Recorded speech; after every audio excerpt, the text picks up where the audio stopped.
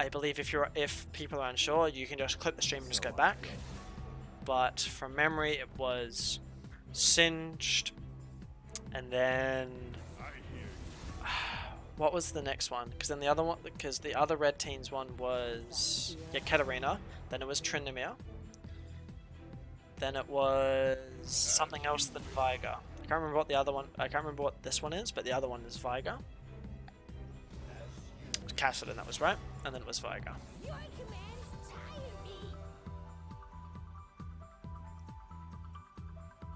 So then we have the Nautilus, the Garen, the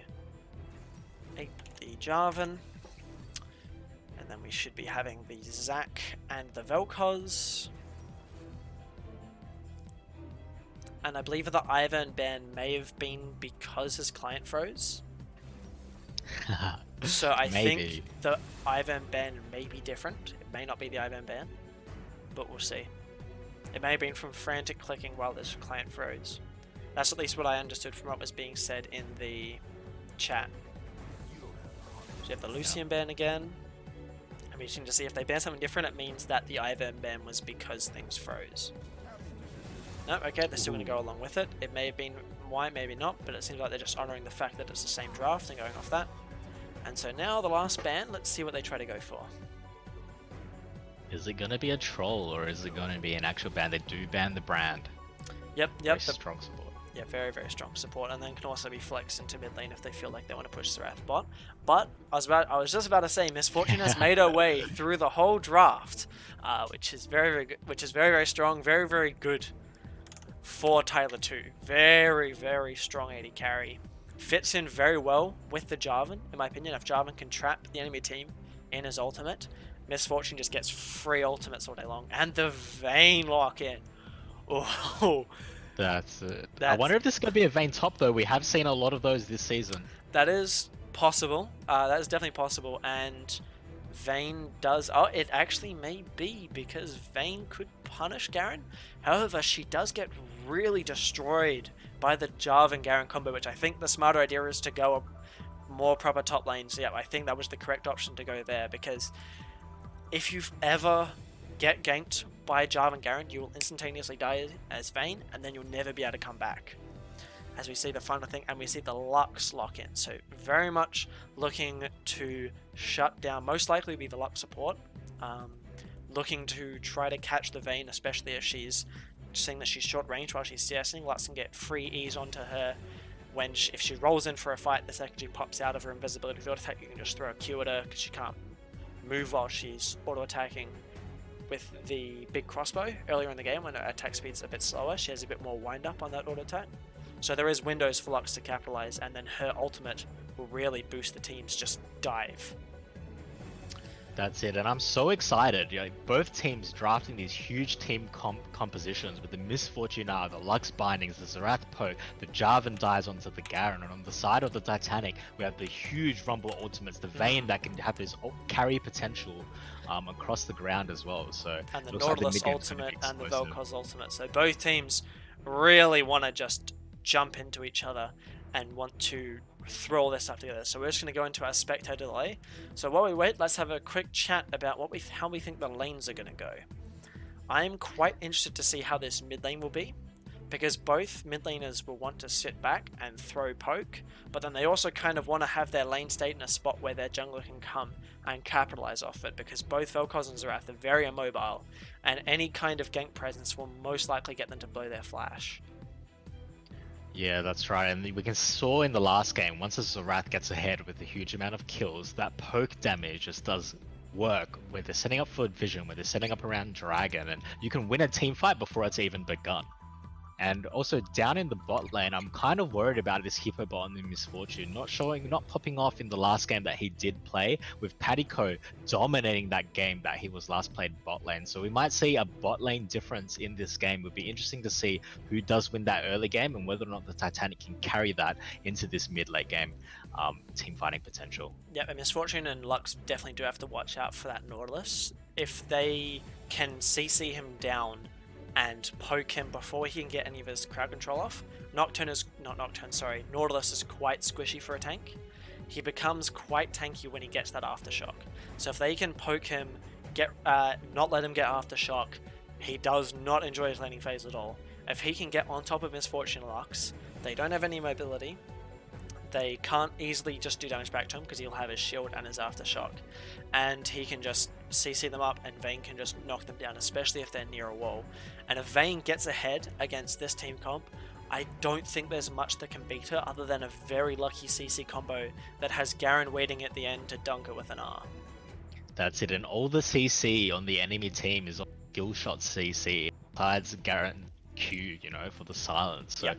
we're gonna see if this Vayne does pop off, dodge everything with her tumble. She might be able to carry the game 1v5. Yeah, they don't have it. Obviously, the Norlis was picked up on Vayne's team, so there's no Norlis that can just press R on Vayne, and no matter where she runs, the ultimate will eventually find her. They definitely have to hit these skill shots, so pardon me. There's also a lot of scariness that Misfortune has to deal with this long-range engage of Zac, the Nautilus ultimate, the Rumble ultimate.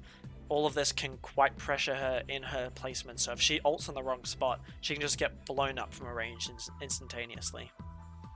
Yeah, that's it. And talking about the jungle a bit now, Karuka Moata did pick that Nocturne last game, going a very squishy build, consistently diving on the backline, but because being so squishy, he couldn't actually achieve anything, getting deleted in most team fights quite quickly. But this game, electing to go the Zac, definitely going to remain in those fights, remain annoying, get that CC onto that Misfortune, making sure she doesn't ult. So definitely I can see, if he plays the same playstyle they did last game, having much more of an impact on this champion. Yep, definitely, as we should be jumping into game any second now. I just jumped early to switch the overlay.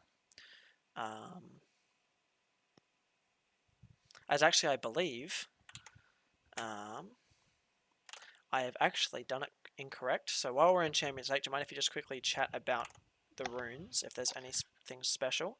And I'll just quickly edit this file.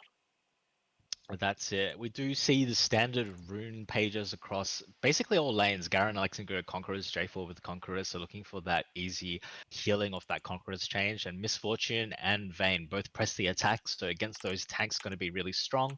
Nothing really too fancy. Nautilus and Zac both with the Aftershock, so making sure that they can deal that burst of magic damage and getting those defenses. And Arclight Vel'Koz and Lux both going for that Arcane Comment. So just your standard poke there, nothing too special. Rumble is electing to go for the combo as well for poke rather than electrocute for a bit of that burst damage, but nothing too crazy. No Hail Blades here on both sides, and it seems like from the skin game, they're relatively even. That's the most important part about it, isn't it? The skin game. That's it. The Arclight Vel'Koz in the mid lane, and the Demacia Vice Garen with the Asian Blade 97 and very 94%. Clean skins, very clean skins. Now, as I just update this overlay here, apologies for the noise. That was my computer making that big noise for the watchers. Now that should be adjusted. It sure is. Cool. Sorry about that little mishap. Oh, good. I think our viewers are on the load screen anyway as we reach 100%, but Riot again proving that they cannot develop a loading bar correctly. Not actually loading us in this game. I do hope that we don't crash, but should be okay. As the little circle in the top left corner is still turning. As we are in. We are in now. The black screen. Let's throw us in with our cameras. So 3, 4, 5, yep, 6. Same. Cool, same. That's it. And off we go. Nothing too fancy coming out of the buys of both teams. Everything quite standard, and we might actually see a very meta game here. Yep. Both sides just electing to protect their junglers. We're curious to see if these invades are going to come through, as the J4 and the Garen are positioning themselves to look at. Nautilus is a very strong invader, and these people are... Vayne just showed herself. Stack. Vayne did just show herself, but they walked J4 back up. but does get hooked by the Nautilus and immediately has to flash out. Do they have the damage? The proc and the hook. If they really want to get the kill, they may have to flash after him. The Vel'Koz Q does miss, and it looks like they just want to keep their flashes. Nautilus could have flash auto attack ignited and possibly killed him, but I believe it's maybe it's best, seeing that Jarvan does have quite a lot of scary early game presence, to just hold onto your flashes, get his flash, and then try to work off that. That's saying, you see, while that was happening, Zorath putting that deep ward in near the chickens and over towards the red side, then want to find out where the enemy jungler is after that first camp. Yeah, it was a very, very smart little thing there just to drop that there. It'll make sure that they know, because Zach will most likely clear his entire red side because there's a lot of AoE clear. He wants to be attacking camps that are multiple characters. They'll see him do his full level 3 if he chooses, if he opts into doing that. Jarvan's gone and gotten himself the sweeper as he's gone back. Seeing he dropped the ward as he backed away. So early vision against him could be pretty bad, really, because he may be able to just clear out things. He may be able to just navigate those bushes pretty easily. Looks like we're just taking a pretty standard start. Both junglers looking to just possibly level 3. Jarvan may only just look to do Gromp, but I believe Zach will just do a full level 3 clear on his blue side, as he's quite weak early and probably wants to get a couple levels in his E before he does anything else. Yeah, that's it. And we just see both, no one's doing anything fancy, no real aggression here as bot lane both continuously fighting for that level 2, but we're not going to see something crazy like Ghana Dark Binding, as both teams are relatively even on all waves front. Yep. And it looks like, I was just going to quickly double check, Lux has gone for the Q first, so to stop the possible Nautilus walking up, but they've hit level 2 first. He does miss his hook. So her having a Q first means that she can't punish Vayne from CSing, but also can try to zone out Nautilus, as this lane is going to be like this until they hit level 3, and then from level 3, Misfortune can probably control the lane more, while having a movement speed boost, while having a E, and they may be able to push the lane back. And also with slow push, actually they're trying to stop slow pushing. As we look into the top side, we do see J4 coming in for a game. Patico was pushed up a lot, Garen down to 50% before his passive proc, so J4 is routing towards the top lane to let him know, I am here. Ooh.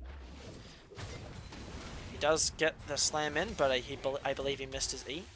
So at the end of the day, both junglers exerting their pressure, putting the enemy laner behind a little bit XP wise probably, but apart from that, not a whole lot.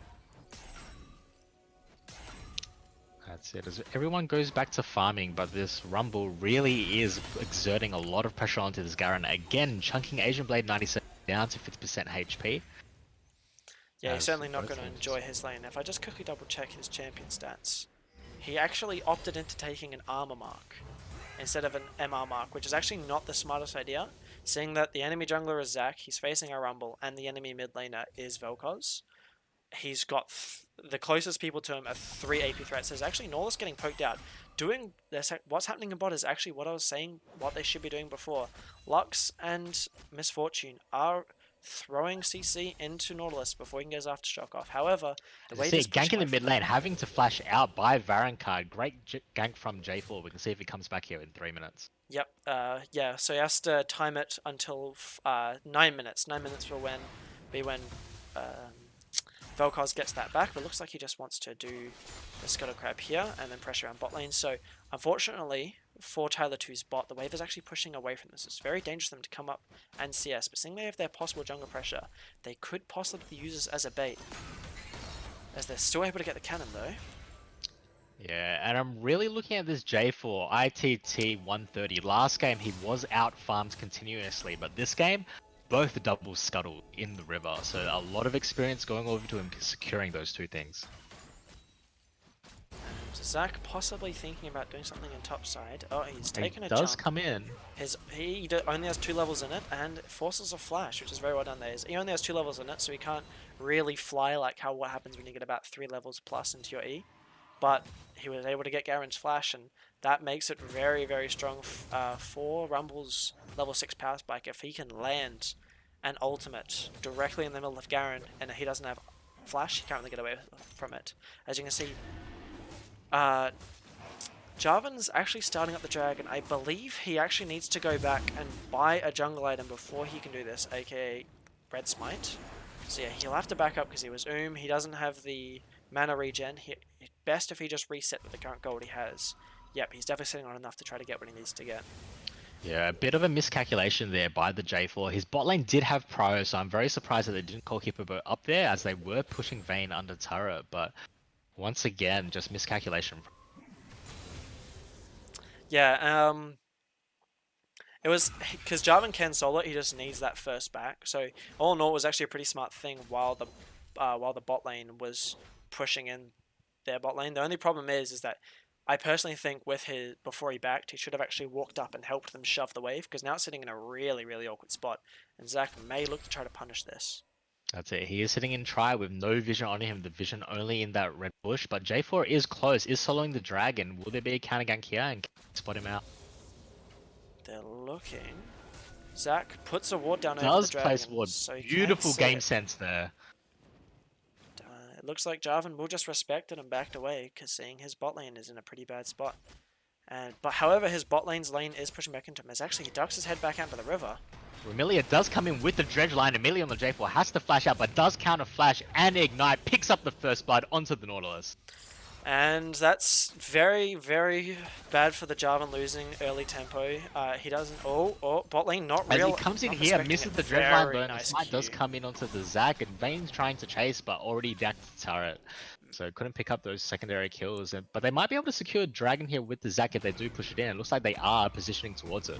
Yeah, and it looks like from what Velko's just pinged that there was a fight in mid lane that left Xerath without a flash. So that's interesting. Obviously, it looks like Xerath did not use his ultimate. He probably had to use his flash to get out Velkoz's ultimate, and there was in not a good position to ultimate Velkoz maybe. But blue team just goes and picks up the Ocean Dragon, which would be very good for their early laning.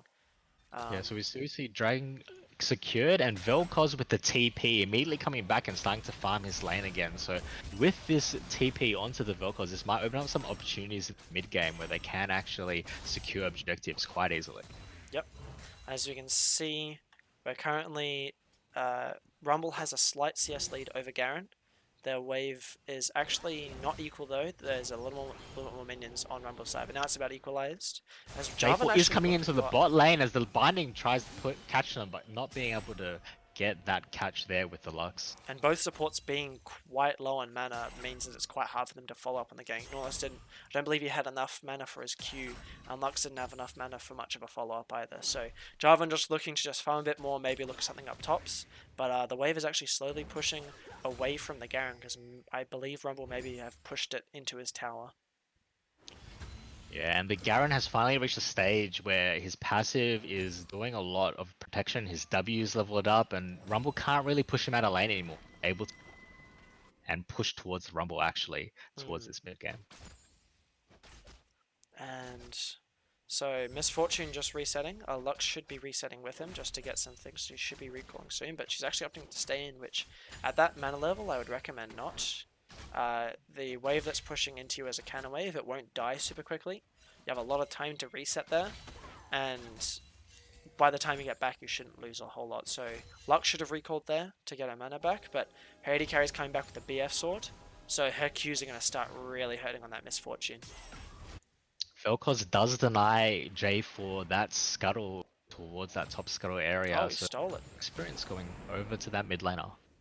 And that's, that's something that Jarvan doesn't like, getting things put away from him more and more, because he really needs to try to get that level 6 and pressure any blown flashes. But it looks like only the support on the blue team has their flash down, so he's gonna have a little bit of a hard time following up on all those ganks. So you can see some trading in the top side, and some trading in the mid lane, but apart from that, just mainly certainly a lot slower of a game than game 1. I'll definitely say that. Yeah, nothing really doing, but I will note that the blue side team is basically 1 to 2k gold ahead. The Zac in the top lane does bounce in onto Asia Blade with Rumble. Does come in on the equalizer. Garen trying to get out with his Q as they're continuously following him, flashing in, and it does secure the kill onto Patico with that beautiful gank. Pushed in too far, that Garen, I'd say.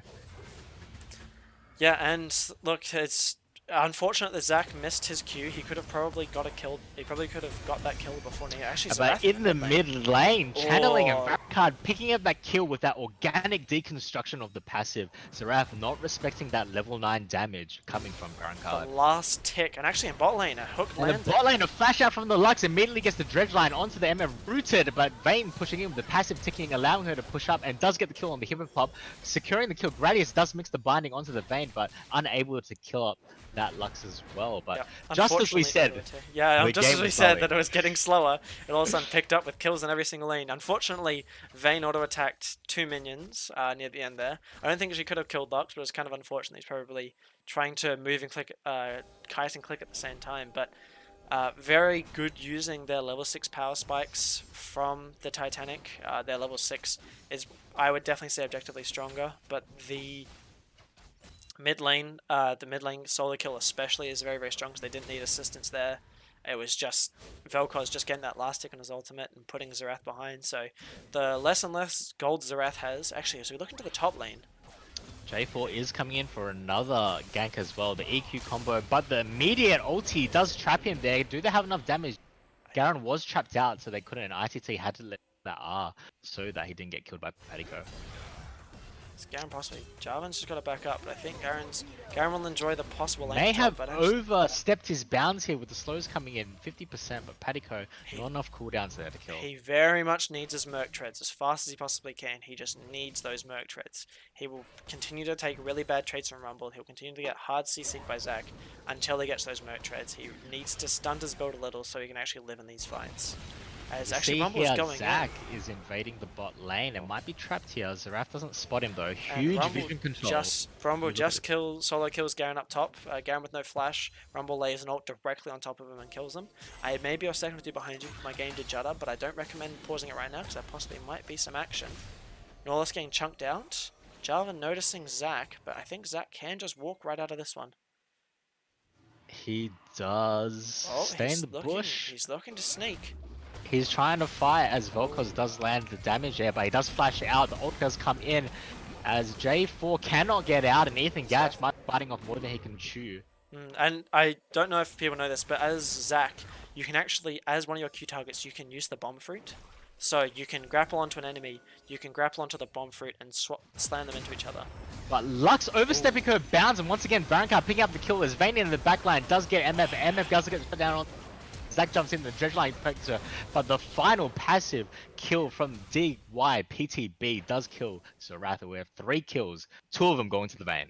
Yeah, and the Misfortune ultimate was really nice. It was onto 4 people continuously. It was just running down their health bars, but unfortunately, she's behind in gold. She's not like the 3-item Misfortune that everyone's afraid of.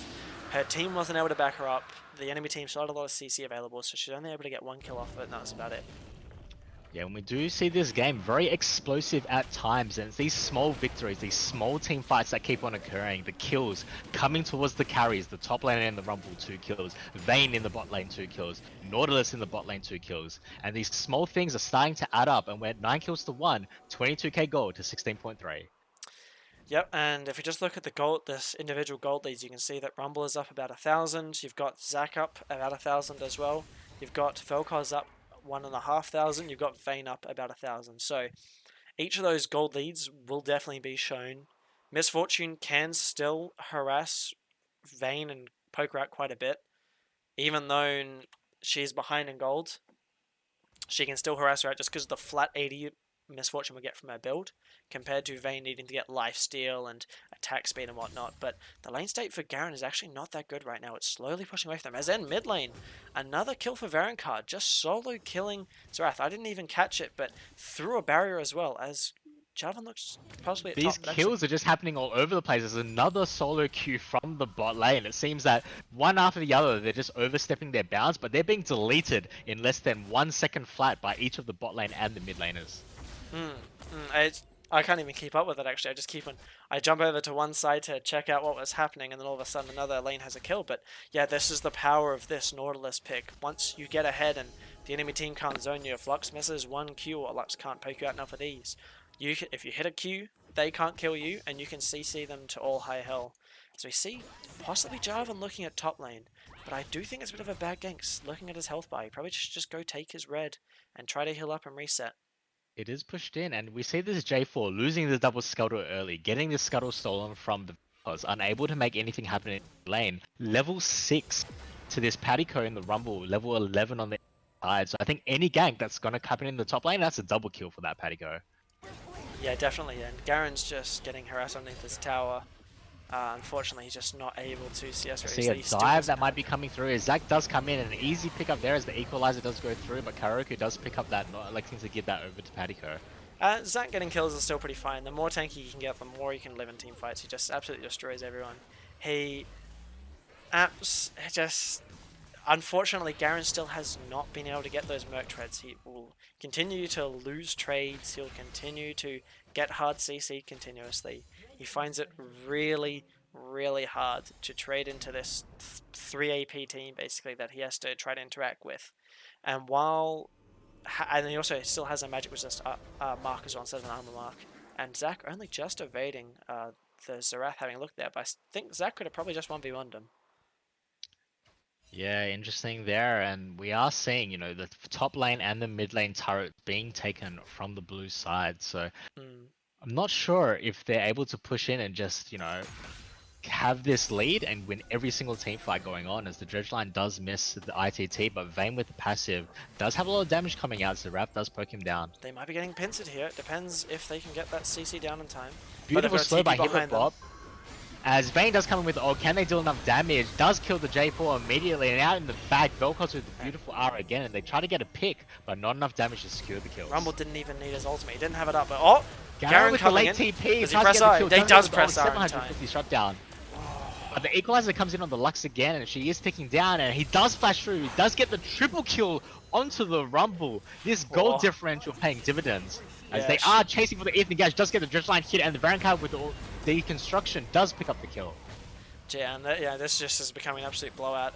Garen trying to get a kill was very, very strong, but once it gets to the point where if he's trading his life to get one decent shutdown compared to for his entire team dying, including himself, it's just not worth at that point. They're slowly losing the map pressure. All their outer towers are gone, so it's very hard to hold pressure on your own jungle, let alone push out to the objectives. Their only saving grace right now is that the Titanic have not taken the Rift Herald yet, so they don't have a huge pressure, even though at this point taking Rift Herald and winning a fight will mean that they can go get an inhibitor. And getting an inhibitor this early while you're this ahead, unless if you can convert it into possibly a Baron, it's almost not worth, because it will delete a lot of the super minions will kill a lot of their minions, which will deny you golden experience, and then their minions will stay mostly alive, seeing that the super minion will take most of the damage. So you're funneling a lot of gold into the enemy if they can just hold mid and not get killed.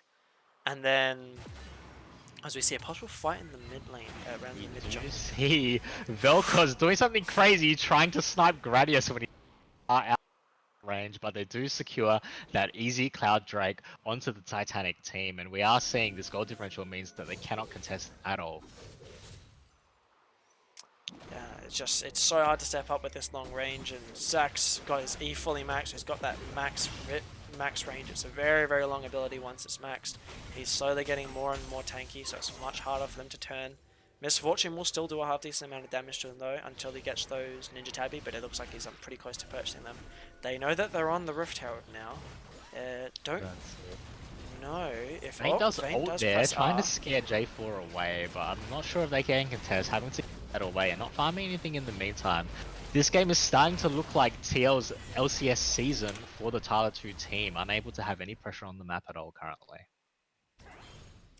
Yeah, and it's just getting more and more pressure, and while Cloud Soul is normally seen as the weakest soul, this team, except for Vel'Koz, uses Cloud Soul phenomenally. Nordus can run down people really hard with it. Vayne obviously utilizes it very well. Zach wants to run through the entire enemy team with his ultimate on to get those 3 bounces on everyone. And so as we can see, they almost killed the Rumble there. I believe Zerath opened up his ultimate to try to get him, but I don't think they were able to kill him. He didn't flash or anything, so it must have just been a very big fight, as we see in the bot lane actually. Another pickup from the Nautilus with the Dredge line, so easy kill onto Gradius. Lux, one of the less tanky support laners, and not having much control of the map just makes it worse. Yep. As a Dredge line does hit the J4 immediately, and it's just an easy pickup, deleted in 2 seconds with that organic deconstruction from the Vel'Koz. A Scuttle in the top lane. They may dive. I don't think we show this on Twitch. As you can see in the top lane, we've got a dive. We've got a dive going on here. Zerath will go down, and Zach can just utilize his passive to stay alive. And the Rift Herald's been dropped, so this is two lanes being very heavily pushed, and their main wave clear, which is their Misfortune and their Zerath, both dead. There might even be 2 inhibitor kills here, which, while I did just say before, sometimes early inhibitor kills can be a bit of a bad idea. If you kill 2, rotate to Baron, and then go mid, you can just absolutely annihilate them. That's it, and this Tyler2 team just can't stop the 2-3 split. Not even 5 members can stop any of this, so a lot of pressure on blue side, and this might just be running its course as they look to reset and potentially go for Baron. Yep, and with this, especially with Vayne, most likely will have her Rage Blade at the end of this. She'll be able to get all of this gold. How much is she sitting on right now? She might have enough for Rage Blade. If she resets and gets Rage Blade, they can do Baron instantaneously, and it will just annihilate the Baron. And if they can get Baron and 5-man mid, there's nothing that Tyler2 can do. Yeah, we're going to see this game turn into a bit of ARAM as they do go for this Baron, and the power play might just be a bit of NA solo queue ARAM down the mid lane to take down this last turret. Yeah, and you can start to see the supers are slowly pushing towards Tyler2's base. So as you can tell that this lane pressure will slowly get worse and worse. It's much harder for them to walk out. They have to push people to catch these waves. Garen still does not have his TP up. Let me just double check how long he's got. He's about to get it up in about 5 seconds. So, but even if he's catching one wave, he's Zaras now trying to catch the mid lane one. He gets chunked by the super minion just auto-attacking him a couple times. So it's so hard for them to be able to contest this Baron and even try to get vision control on their own jungle when there's all these minions pushing into their base. Plus, because Blue pushed in mid-wave before, they also had the minions there. So they have nothing else to do but basically just get this tower. As you can see, the double control ward drop. I believe that just doubly sweeps out wards. Definitely a choice. Definitely not a mistake.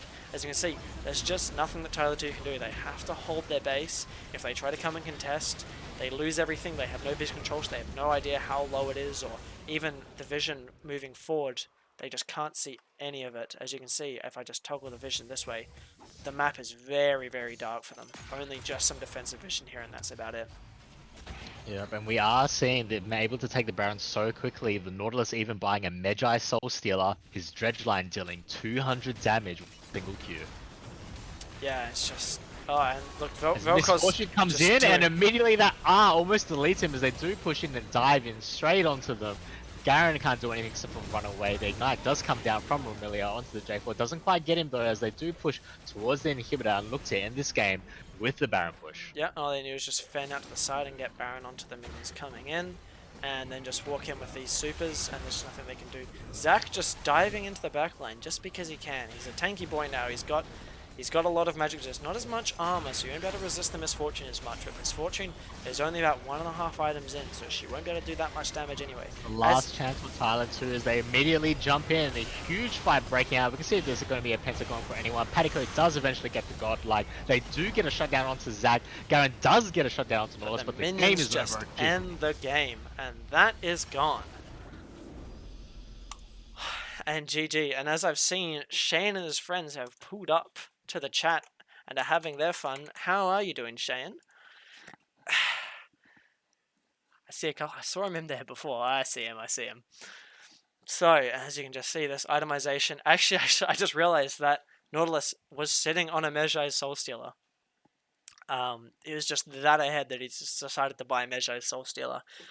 Purely probably just for the movement speed.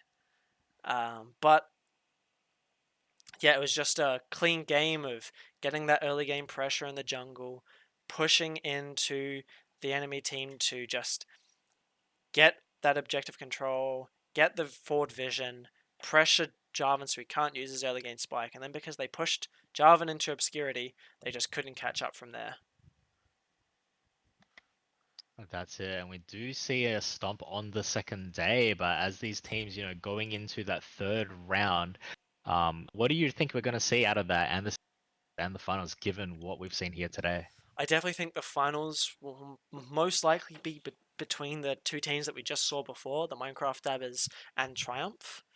If there's a possibility that if I just double check, I believe that the next games, I don't actually want to touch Discord. Actually, no, I can because your cam is not up, so I can actually mess with it.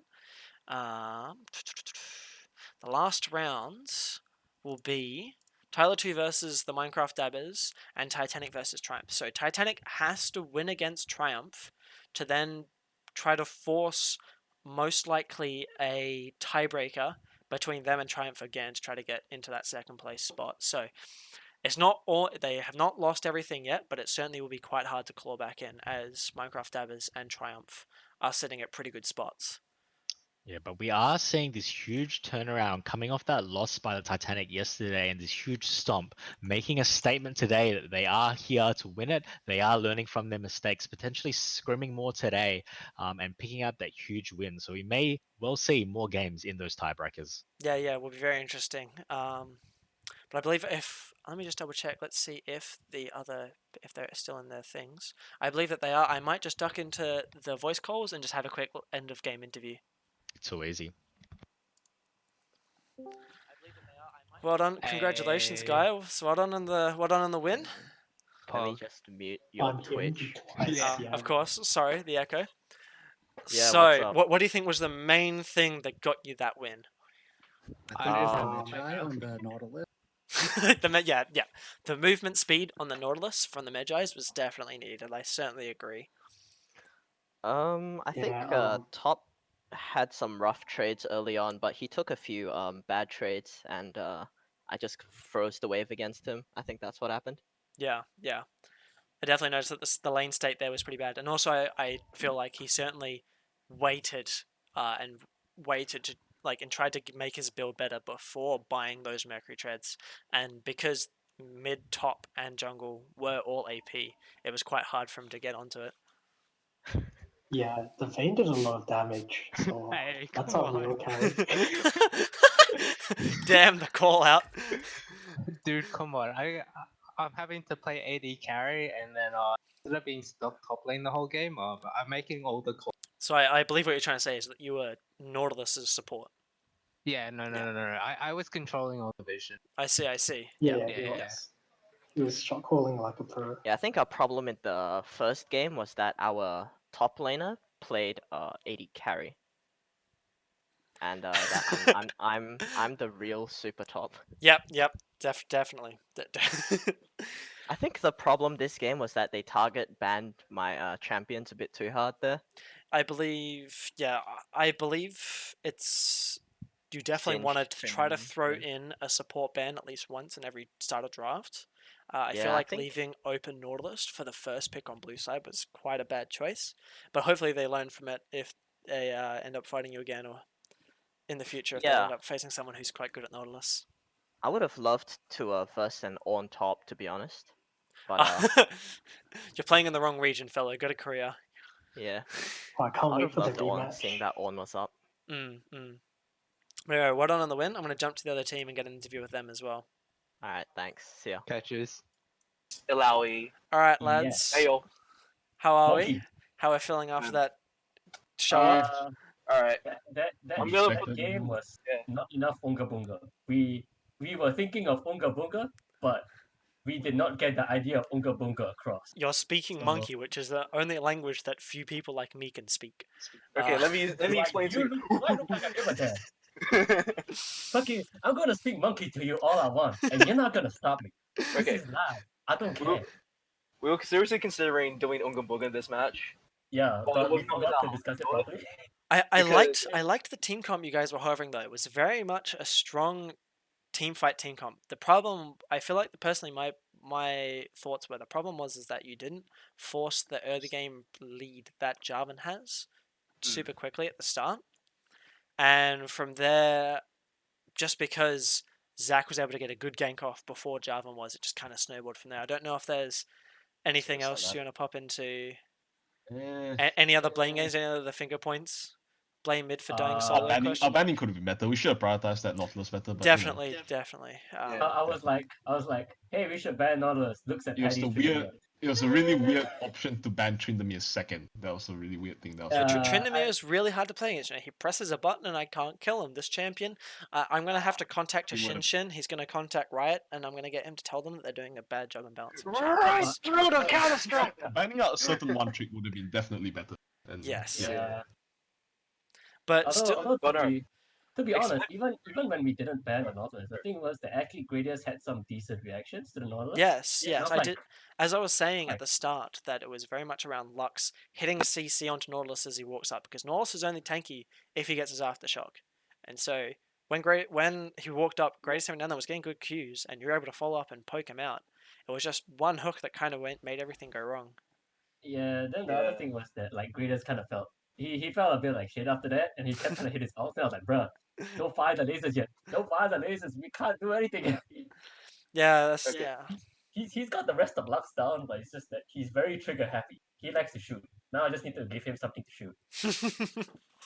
Well, Okay, wait a minute. That I came out wrong. liked I'm misfortunate. I liked the Yeah. team fight. I liked the team fight in the middle there, where the ones you lost, but the one where you got like a 4-man misfortune ultimate. It was a decent setup. Just Yeah. everyone kind of came a little bit late, and this thing wasn't set up properly. So you've still got that cohesion there. You still got that decent team fight. So it'll be just interesting to see if you guys can capitalize off that and see if you can improve to that next I game. mean, next game is pretty much last game, and you're just gonna go full Unga Bunga. So I don't know. I'm very expect- keen. I'm very Expect keen. to expect nothing.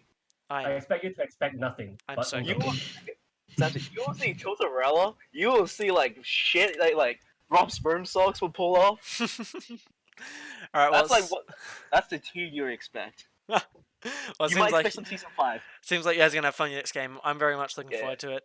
Alright. Thanks for playing tonight, guys. No problem. worries. I'll catch you. Catch you Alright, later. yeah. And as I quickly reconnect back with my co-host, let's just jump onto the desk one last time. Did you hear everything that That's happened it. in that post-game interview? In those I interviews? did. Very interesting for the team. So I'll be interested to see if they do bounce back. That second team, it was a stomp, and J4 with the 2k damage that game, MF with the 3.4. Hopefully they can bounce back with some more crazy picks around and deal more damage. Yeah. It was definitely a problem of just Java not being able to get there early and pressure leads early. So once Zach got ahead, it became quite hard for Jarvan to set up ganks then, because Jarvan couldn't set up things. Misfortune couldn't step forward properly, and then when Nautilus got out of hand and then was able to build a bloody Mejai Soul Stealer, the game was pretty much sealed from there. That's it. But every single team today has really been punching without limits, right? Just constant team fighting, ready to take risks, okay if they fail, trying to go for those picks. So I'm excited for this third round of games and seeing what these teams do bring to the table. Yeah, no, it will be very interesting. I'm looking forward to, I believe it was the first game of next round. I believe it's Minecrafters versus... I'll double check, but I'll double check later. But as you can see the challenge in the announcements in the Discord. But yeah, I'm quite looking forward to the first game of next round as well. And hopefully it's just as explosive as the first games have been the last 2 rounds. That's it. Doesn't make our life any easier to cast and observe, but certainly is a treat for our viewers and definitely the players playing as well. So we'll keep everyone up to date on the schedule. Yep. And let you guys know when the next games are. And I'll just quickly check that we are actually up to date, because it was lagging last stream. So when I ended the stream a tad early, it didn't like me. But I think we are basically up to date. So I think we can do a send off now if there's nothing else you want to pop into it. I will just quickly answer a question though from chat. Someone just asked how to add a team in. We've locked teams for now. We're nearly done the group stage. We're just going to do a finals after that. This is mostly a test run, mini tournament. Later, we might open it up to a bit of a bigger tournament, maybe in the middle of the year when people are more free, and we might see what we want to do from there. That's it. Great to see the interest from Twitch chat and hope to see you guys in future tournaments. But as for me, I am signing out for today. So it was great to cast with you, Daedric, and I'll let you do the honors of closing the stream. Sweet. Thank you very much for co-hosting. It was great, and thank you all for all the viewers and the players that played around. And we'll see you next time. Keep your eyes out for the